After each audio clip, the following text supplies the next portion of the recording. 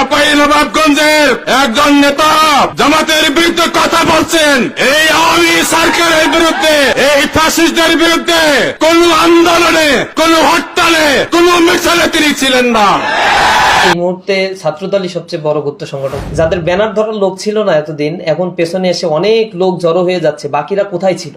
তার মানে তো তারা ছাত্রদল করতে এবং ছাত্রলীগের মধ্যে তারা গুপ্ত হয়েছিল। 5 আগস্টের পরে আমাদের কর্মী ধার করতে হয় নাই, আমাদেরকে অন্য জায়গা থেকে নিয়ে এসে মিছিল মিটিং করতে হয়নি। টোকাই ধার করে নিয়ে আসি নাই, অস্ত্রবাজিদের ধার করে নিয়ে আসি নাই, টেন্ডারবাজিদের ধার করে নিয়ে আসি নাই। আমার কাছে কেন যেন মনে হচ্ছে ছাত্রলীগকে যারা সাজেশন দিত, সামহাও তাদের বুদ্ধিগুলো এখন আবার ছাত্রদলকেও দেওয়ার চেষ্টা করছে। চাঁপাইনবাবগঞ্জের একজন নেতা জামাতের বিরুদ্ধে কথা বলছেন। এই আওয়ামী সরকারের বিরুদ্ধে, এই ফ্যাসিস্টদের বিরুদ্ধে কোন আন্দোলনে, কোন হরতালে, কোন মিছিলে তিনি ছিলেন না। তার বিরুদ্ধে এখন পর্যন্ত একটি মামলাও ছিল না। তিনি 2 বার গ্রেফতার হয়েছেন 2টি মামলার কারণে। একটি হল সরকারের রিলিফের টিম তার বাথানে বাড়িতে পাওয়া গেছিল, আর একটি মামলা ট্যাক্স ফ্রি গাড়ি বিক্রি করে দেওয়ার অপরাধে তিনি জেলখানায় গেছিলেন। তিনি আওয়ামী সরকারের সাথে আঘাত করে সংসদের নির্বাচনে পাস করে তিনি পার্লামেন্টে বক্তব্য রাখতেন। আর আজকে বড় বড় কথা হচ্ছে, যদি এই ধরনের আওয়ামী ফ্যাসিস্টদের বক্তব্য বন্ধ করানো হয়, আপনাকে ক্ষমা করবেন ইনশাল্লাহ। আগামী দিনে দেখা হবে। এই মুহূর্তে ছাত্রদলই সবচেয়ে বড় গুপ্ত সংগঠন। যাদের ব্যানার ধরার লোক ছিল না এতদিন, এখন পেছনে এসে অনেক লোক জড়ো হয়ে যাচ্ছে। বাকিরা কোথায় ছিল? তার মানে তো তারা ছাত্রদল করতে এবং ছাত্রলীগের মধ্যে তারা গুপ্ত হয়েছিল। 5 আগস্টের পরে আমাদের কর্মী ধার করতে হয় নাই, আমাদেরকে অন্য জায়গা থেকে নিয়ে এসে মিছিল মিটিং করতে হয়নি। টোকাই ধার করে নিয়ে আসি নাই, অস্ত্রবাজিদের ধার করে নিয়ে আসি নাই, টেন্ডারবাজিদের ধার করে নিয়ে আসি নাই। আমার কাছে কেন যেন মনে হচ্ছে ছাত্রলীগকে যারা সাজেশন দিত, সামহাও তাদের বুদ্ধিগুলো এখন আবার ছাত্রদলকেও দেওয়ার চেষ্টা করছে।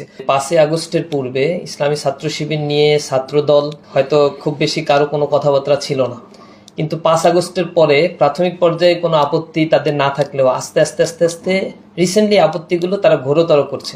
বাংলাদেশে 5 আগস্টের পর থেকে বিএনপি এবং ছাত্রদলের তাদের আন্তঃকন্দল 39 জন মানুষ মারা গিয়েছে, 2500-র বেশি ঘটনা ঘটেছে, সংঘটিত হয়েছে, আহতর সংখ্যা অসংখ্য। তো এই যে ঘটনাগুলো পুনরাবৃত্তি তারা করছে, এই জিনিসগুলো থেকে আমরা ছাত্র সমাজকে বিরত রেখে একটি চমৎকার একটি ক্যাম্পাস উপহার দেওয়ার কথা বলছি। কোটি মানুষের আস্থার ভালোবাসায় 11 বারের মতো দেশের 1 নম্বর রেফ্রিজারেটর ব্র্যান্ড ওয়ালটন।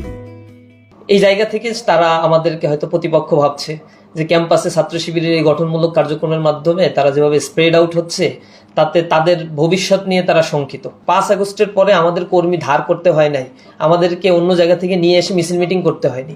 ইসলামী ছাত্র শিবিরের রানিং যে জনশক্তিগুলো ছিল, নিঃসন্দেহে আপনারা দেখবেন টোকাই ধার করে নিয়ে আসি নাই, অস্ত্রবাজিদের ধার করে নিয়ে আসি নাই, টেন্ডারবাজিদের ধার করে নিয়ে আসি নাই।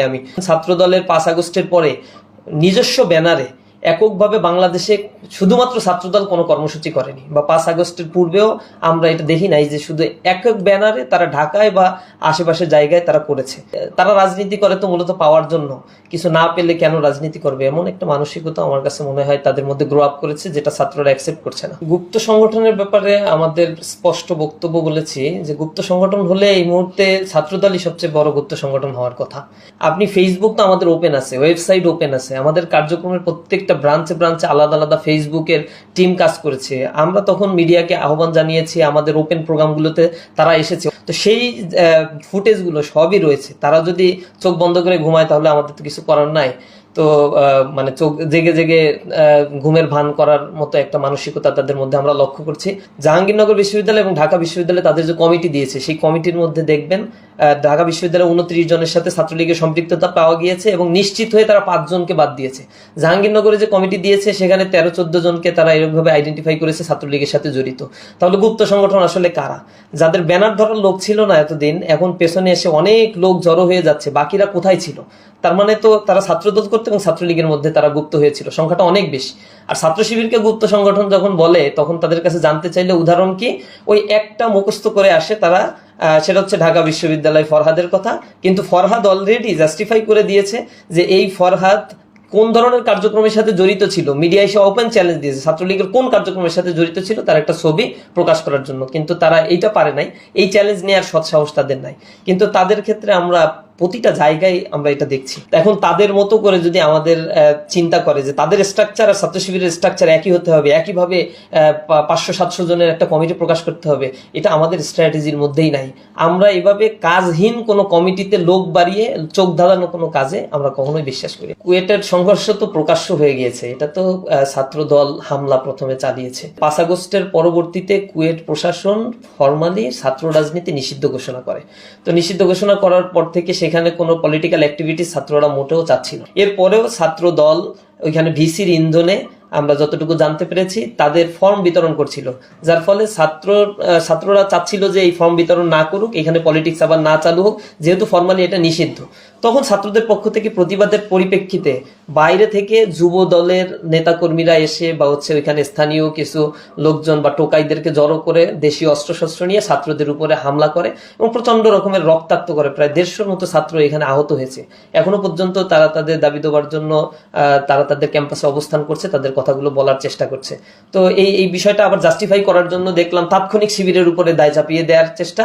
এটা হচ্ছে ছাত্রলীগ করতো কোনো কিছু হলে আগে শিবিরের উপরে দায় চাপানোর পরে এরপর হচ্ছে বিচার, মানে এরপরে হচ্ছে তদন্ত। তারা তদন্ত কমিটি ঠিকই গঠন করছে, যেদিন দাবি করছে যে এই কাজটা ছাত্র শিবির করেছে, রাতের বেলায় তারা দেখলাম প্রেস রিলিজ দিয়ে যে তদন্ত কমিটি পরের দিন সরেজমিনে গিয়ে এটা তদন্ত করবে, প্রতিবেদন দিবে কারা জড়িত। তো তদন্ত কমিটি হওয়ার আগে মিছিল মিটিং করে একচেটিয়া ছাত্র শিবিরের উপর দায় চাপিয়ে দিল। এটা তো ফ্যাসিবাদী আমলে আওয়ামী লীগ যেরকম কোনো ধরনের বিচার বিশ্লেষণ ছাড়াই এটা শিবির করেছে, ছাত্র শিবির করেছে, এটা চালিয়ে দিত। একই প্রবণতা এদের মধ্যে দেখতে পাচ্ছি। আমার কাছে কেন যেন মনে হচ্ছে আওয়ামী লীগকে যারা সাজেশন দিত বা ছাত্রলীগকে যারা সাজেশন দিত, সামহাও তাদের বুদ্ধিগুলো এখন আবার ছাত্র দলকেও দেওয়ার চেষ্টা করছে। তো আমরা তাদেরকে প্রতিপক্ষ মনে করি না, আমরা মনে করি এই কালচার থেকে বের হয়ে আসলে একটি সুস্থ সুন্দর কালচার আমরা প্রমোট করতে পারবো ক্যাম্পাসে। ছাত্ররা এটাকে অ্যাকসেপ্ট করবে। সুন্দর একটি দেশ গঠনের জন্য ছাত্রদের ভূমিকায় অনস্বীকার্য। আমাদের আচরণের কারণে ক্যাম্পাসগুলোতে রাজনীতি নিষিদ্ধ যদি হয়, এর দায় দায়িত্ব